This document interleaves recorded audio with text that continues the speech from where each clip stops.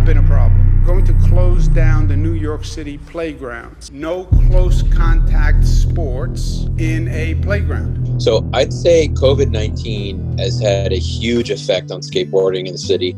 I'd say in a negative way, and also I feel like in a positive way. I think the word devastated would be appropriate. The pandemic has definitely altered the course of skateboarding in general. Especially in an urban area like New York, where everyone skates together in like very crowded but fun skate parks. It's been about 2 months since this has affected, everybody.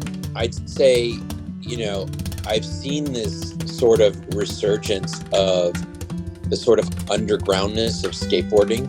We're rebels, so a lot of us don't fall into the government's plan.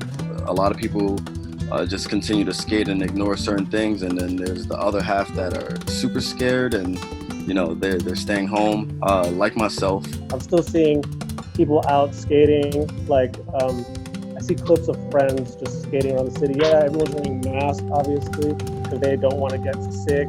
My local skate park before I built my own was Chelsea Skate Park, and that's been closed and will be closed for the foreseeable future. I think the skate parks being closed is a little bit of a problem. It's, when skating started, there were no parks, right? All parks are closed. I know some people on Instagram have been skating street, most of whom have been wearing masks and have been taking precautions.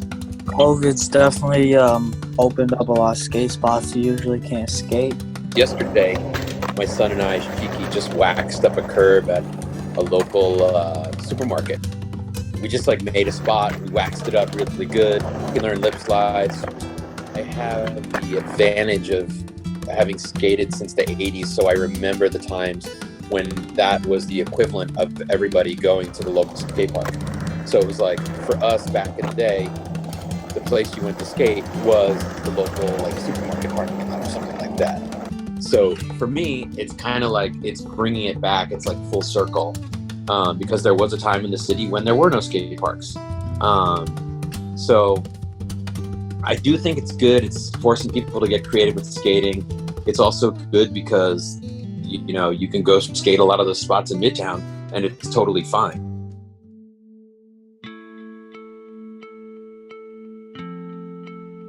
The pandemic has definitely held back a lot of small businesses as far as skate shops go. COVID-19 has been devastating for businesses. As an industry, it's interesting because just trying to restock on simple things, the major skate supply that we use, Eastern Skate Supply, last time I checked, had 0 independent trucks, 0 Thunders, 0 Spitfire wheels, 0 Bones wheels. So sales and stuff for certain brands are declining. For my brand, luckily for me, I haven't had too many accounts with shops, so it's always been online for me. And right now, sales are actually boosting because people cannot go to shops. I believe business is this way.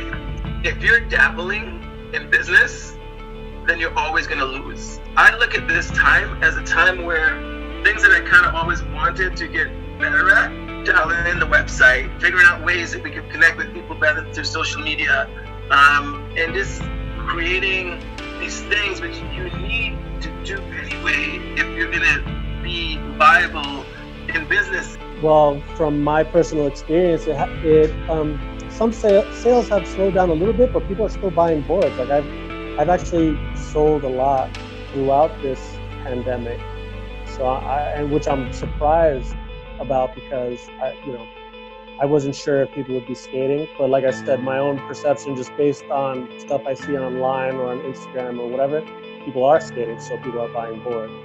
Skate shops to bigger brands selling in skate shops to local people doing events to whatever.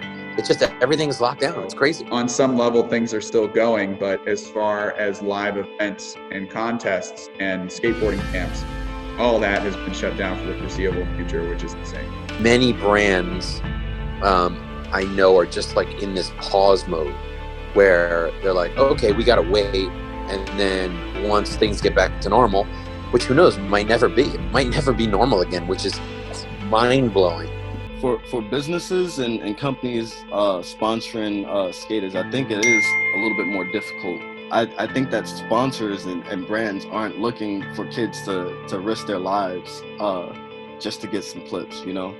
I think that unfortunately for a while, kids are not going to get as much skate product, not as get much money, not going to get paid. So it scares even me, like even I, like with the contract being up not so long, it's like fuck, like just hope I do everything really well and make the right decision, because yeah, people are already getting pay cuts, people are getting kicked off teams. It's fucking scary. But skateboarding is, for those brands, a business. Maybe it's just me. I think the last thing on their minds right now is to find that kid that's dope and sponsor him, unless that kid is going to somehow drive revenue. I do a huge event every year called Go Skate Day, and I just got an email from the city saying that all permits through the end of June are canceled.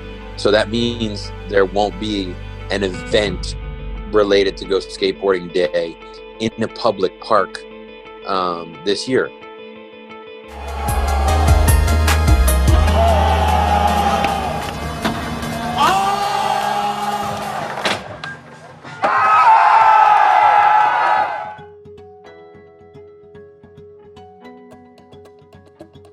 Go Skateboarding Day, or the All City Skate Jam, whatever you want to call it, from back in the day, that's been happening for close to 20 years.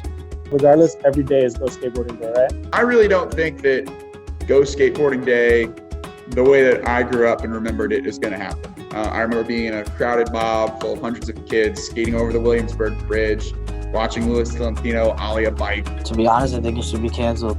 Being with a shit ton of people just because it's a national skate holiday is silly. The whole reason this virus has spread so much is because of all the density in like New York City, you know? So if you have like a bunch of skaters just push, and you don't know if they're infected or not, they're skating around the city and whatever, like it could spread even worse. I think that mob and that aspect of it is straight up not going to happen. Do I think that every skateboarder in America is probably going to pick up their board and do something awesome, hopefully alone or at least socially distant on Go Skateboarding Day? Yeah. Do I think that there are a bunch of spots in Midtown that probably don't have security guards right now? Yeah. You know, I think that if the goal was to be in a mob of people sponsored by a big company, no, that's not going to happen. If I think the goal of Go Skateboarding Day was to go out and go skateboarding in any safe capacity that you can, I think it's going to be the best Go Skate Day ever. I think as skaters, Go Skate Day cannot be canceled. Go Skateboarding Day 2018, New York City. Where we at, girls? Brooklyn! Hell yeah. Go, kicking it off at Golconda Park. Thank you. You have to realize an event of that size requires so much planning. I honestly don't think the city this summer will allow 2,000, 3,000 skateboarders to congregate like last year on the roof. There's like no way. I think events can still go down. I don't know if it's going to be crowds of people next to each other, like hugging and high-fiving, you know? I think it's possible. It's just got to be thought out. Well, I'd say Go Skateboarding Day could happen when they let people back into professional sports venues, right? I think that, you know, if there's competitive skateboarding, definitely like the Olympics and all that, or any other professional sports, you can't have a crowd. It's just players on the field. So it would be like, imagine Damn Am, right? At LES, it would just be the people who entered there, all socially distancing, just waiting for their turn and then skating.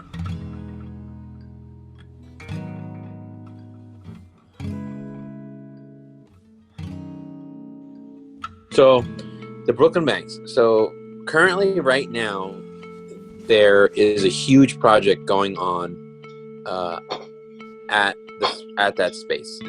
The actual Brooklyn Bridge, they're doing all this repair to the arches and stuff. And the space where the banks are is where they need to like have all the machinery and equipment and all that stuff. I grew up skating the banks every day. That wall ride's amazing. I have dreams about it. The contests there I really like because they weren't exclusive. Anyone could show up and participate. But yeah, it's a fucking bummer. I've been wanting to skate there for a while. I've been wishing for it to open up. So if it's gone, it's going to be a real impact on the skate community and people. People are going to be really bummed. For me, Brooklyn Banks was a big pivotal moment in my skateboarding. It was the first skate park I've ever been to. Seeing that park for the first time with all those skaters, like that was something I've never seen before. Going to the Brooklyn Banks just changed my perspective on, you know, just the sport in general. Seeing multicultural people just out there shredding. When I was a kid, there were basically 2 spots you could skate, 3 spots you could skate in Manhattan. There was LES, the China Manual Pad, and the Brooklyn Banks. It needs to be landmark status in New York, you know? Like, we know it's a landmark because people skate there. Like, we know how long it's been. We know how many people prove themselves there and what the scene is like. But does New York know that? And the reason they pulled up the bricks is because all that heavy machinery would basically grind the bricks, right? So it's very like difficult. It's hard to think about, but their logic is, okay, let's take out the bricks, put them somewhere in storage, and then we're going to do all this construction work. And then because underneath the bricks is concrete, and then when we're done, we'll put the bricks back. For me to honestly feel like they're just going to say okay and put all those bricks back, to me, is like, personally, odds are like slim. I can't really see them being like, okay, put the bricks back.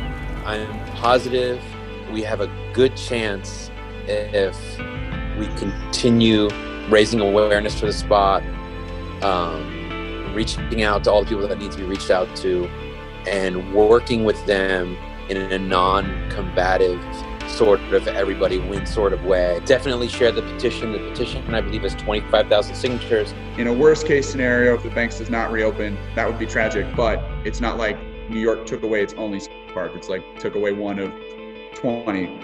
In my opinion, I feel like a piece of New York City skate history is gone, regardless of what they do, and that's something that we can't get back.